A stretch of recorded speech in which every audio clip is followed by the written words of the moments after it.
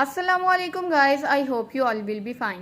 Welcome back to my YouTube channel Quick Learning with Noor. Today we are going to discuss a modern play Juno and the Peacock by Sino Casey. सीनो केसी एक Irish dramatist है। उन्होंने अपनी life में Irish Civil war का experience किया था और इन्हीं की डिपिक्शन उनकी डुब्लिन ट्रिलोजी में दिखाई जाती है कि आयरिश सिविल वॉर के आफ्टर इफेक्ट्स सोसाइटी पर कैसे हुए हैं। डुब्लिन आयरलैंड का कैपिटल है और trilogy means 3 place. It means that the Dublin trilogy is a collection of 3 place from the setting of Dublin. These are Shadow of a Gunman, The Pluff and the Stars, and Juno and the Peacock. Today our topic under discussion is Juno and the Peacock. Juno and the Peacock की setting Dublin के tenements में रखी गई है। टेनमेंट्स किराए के मकानों को कहते हैं। तो इसमें ये डिपिक्शन करवाई गई है कि ये इतने ज़्यादा पुअर हैं कि इनके पास रहने के लिए अपना घर तक नहीं है। और इसकी पब्लिकेशन 3 मार्च 1924 को ही है। 1924 4 years after the Irish Civil War, और आयरिश सिविल वॉर 1960 से लेकर 1920 तक कंटिन्यू रही थी। Next we are going to discuss the summary, important characters and plot of Juno and the Peacock. The first character is Juno Boyle. Juno Boyle इस play की protagonist हैं। वो Jack Boyle की वाइफ हैं। Juno name Greek mythology से लिया गया है। ग्रीक माइथोलॉजी में जूनो को Greek goddess of love and marriage कहा जाता है और ये नाम इस करेक्टर से ऐसे रेफ़र कर सकते हैं क्योंकि इस प्ले में Juno symbol of kindness and sympathy है और ये रिप्रेजेंट करती है फेमिनिज़म को। एक बात यहाँ पर क्लियर कर दूँ कि फेमिनिज़म में इनको सप्रेस या ऑप्रेस नहीं किया जा रहा, जैसे हमने जो है वो मूवमेंट में पढ़ा था कि फेमिनिज़म में जो है वो फीमेल को सप्रेस किया जाता है। इसमें ये दिखाया गया है कि फैमिली की सारी रिस्पॉन्सिबिलिटी जूनो बॉयल ने ली हुई है। The next one is captain Jack Boyle. Jack Boyle को पेको का टाइटल दिया गया है, जो कि डबलिन लैंग्वेज में इसे पेको कहते हैं और जो इंग्लिश लैंग्वेज हम पढ़ते हैं उसमें इसे पीकॉक कहते हैं। पीकॉक का क्या काम होता है? वो एक तो प्राउडी नेचर बहुत ज़्यादा होती है और वो इतराता बहुत है। पेकॉक का टाइटल जैक बॉयल को इस वजह से भी रेफ़र किया जाता है क्योंकि इन्होंने अपनी लाइफ टाइम में सिर्फ सिंगल सी वॉयज पे गए हैं और इन्होंने अपना नाम कैप्टन रखा है। सी वॉयज कहते हैं समुद्री सफ़र को, और वो कोई भी काम नहीं करना चाहते, लाइक आइडल पर्सनैलिटी उनकी, नकम्मा रहने की। और वो कहते हैं कि मेरी टांगों में दर्द है, इस वजह से मैं कोई काम नहीं कर सकता, और इनमें सेल्फिशनेस दिखाई जाती है। इनडायरेक्टली इस करेक्टर के थ्रू ये दिखाया गया है कि जो आयरलैंड में आयरिश सिविल वॉर हुई थी उस वजह से लोग सेल्फ सेंटर्ड हो गए थे, वो कैसे एक दूसरे से दूर हो गए थे, रिलेशनशिप्स में गैप आ गए थे। Next one is Mary Boyle. Mary Boyle Juno और कैप्टन जैक बॉयल की बेटी हैं। मैरी बॉयल भी जॉब करती हैं मगर अभी करंटली वो स्ट्राइक पे हैं। अब इसमें भी डिपिक्शन दिखाई जा रही है कि जब भी कोई वॉर होती है तो उस टाइम में जो है वो लोगों की जॉब्स भी छूट जाती हैं, लोग स्ट्राइक पे चले जाते हैं और हालात बिल्कुल ख़राब हो जाते हैं। मैरी बॉयल की इंगेजमेंट हुई है चार्ल्स बेंथम से। चार्ल्स बेंथम एंटेगनिस्ट यानी कि यहाँ पर विलन दिखाया गया है और मैरी को उसके डिफ़िकल्ट टाइम में, लाइक उसके प्रेगनेंसी के टाइम में उसे छोड़ देता है और ये बॉयल फैमिली की प्रॉपर्टी छीनना चाहता है। इसको मैरी के साथ कोई लगाव नहीं है, इसने जस्ट उसके साथ इस वजह से इंगेजमेंट की है कि वो उनकी प्रॉपर्टी अपने नाम करवा सके। Next one is Jerry Devine. Jerry Devine Mary को पसंद करता है और उसके साथ शादी करना चाहता है। उसको वो प्रपोज भी करता है मगर मैरी उसको रिजेक्ट कर देती है। मगर जब मैरी प्रेग्नेंट होती है तो उसके फादर को यानी कि कैप्टन जैक बॉयल को भी जेरी डिवाइन ही ये न्यूज़ एक्सपोज करता है, मगर उसका रिएक्शन बिल्कुल ठंडा होता है। उसको कोई फिक्र नहीं है अपनी फैमिली की। सेल्फ सेंटर्डनेस मैंने पहले भी एक्सप्लेन कर दिया। Next one is Joxer Daly. Joxer Daly captain Jack Boyle का फ्रेंड है और यहाँ पर ये फ्रेज़ बहुत ज़्यादा इसको सूट करती है, अ friend is known by the company he keeps. तो जॉक्सर डेले भी कैप्टन जैक बॉयल की तरह हैं, ये भी फारिग रहना चाहता है। ये भी अल्कोहलिज्म का एडिक्टेड है और जूनो इसको सख्त नापसंद करती है। क्यों? क्योंकि उसको पता है कि अगर वो अपने हस्बैंड को किसी तरीके से कन्विंस भी कर लेगी कोई जॉब करने के लिए तो उसका फ्रेंड उसको फिर भी गलत बातों की तरफ ज़्यादा लेकर जाएगा और उसकी अटेंशन को डाइवर्ट कर देगा। Next one is Johnny Boyle. ये एक थिन, फिजिकली और मेंटली इल पर्सन है और ये कैप्टन जैक बॉयल और जूनो बॉयल का बेटा है। लाइक कैप्टन जैक बॉयल और जूनो बॉयल के 2 बच्चे हैं, एक मैरी और एक जॉनी.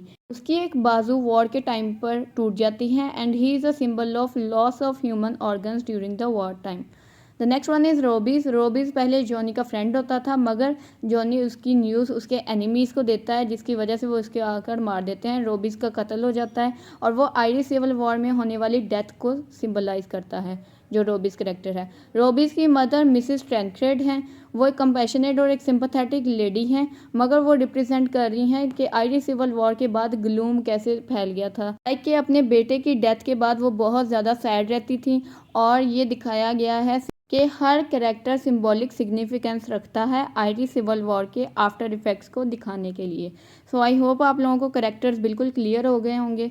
अब प्ले की समरी डिस्कस करते हैं। ये प्ले 3 एक्ट्स पर मुश्तमिल है और प्ले का ओपनिंग सीन दिखाते हैं, जिसमें कैप्टन जैक बॉयल जॉक्सर डेले के साथ शराब पीने गया होता है।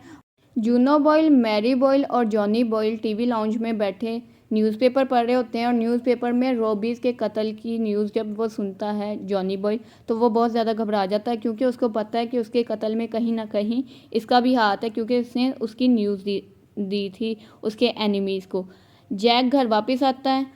क्योंकि वो कोई भी जॉब नहीं करता, इसकी वजह से जूनो बहुत ज़्यादा परेशान रहती हैं, और उसके आने के थोड़ी देर बाद ही जेरी डिवाइन आता है। जेरी डिवाइन कौन सा करेक्टर है, मैंने पहले ही आपको बताया था कि ये मैरी बॉयल को पसंद करता है।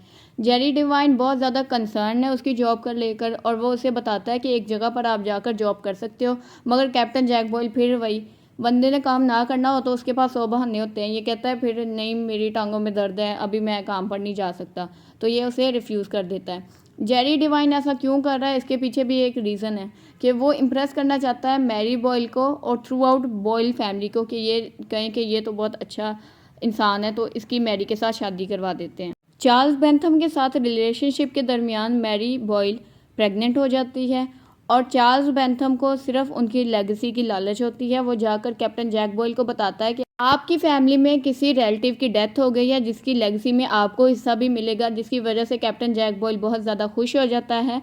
अब तो वो इस बात पर ईंट की तरह पक्का हो जाता है कि बस मैंने अब कोई काम नहीं करना, कोई जॉब नहीं करनी, जो भी लेगेसी मुझे मिलेगी मैं उसी से अपनी ज़िंदगी गुजार लूँगा।